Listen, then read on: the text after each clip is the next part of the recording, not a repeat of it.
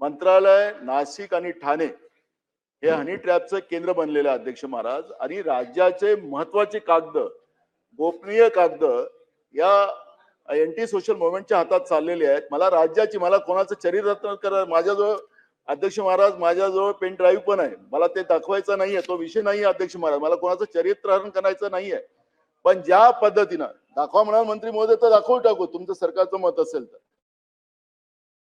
अध्यक्ष महाराज, एवढ्या गंभीर प्रश्नामध्ये सरकार साधं निवेदन करायला तयार नाही अध्यक्ष महाराज.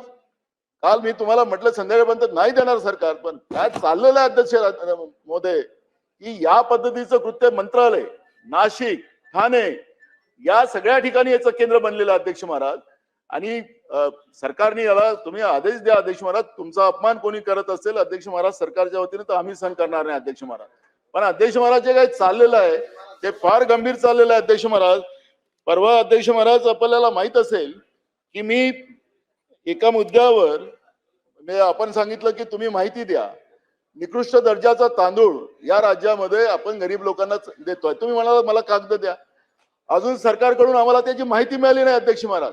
का अधिवेशन संपल्यानंतर सरकार सांगणार आम्हाला?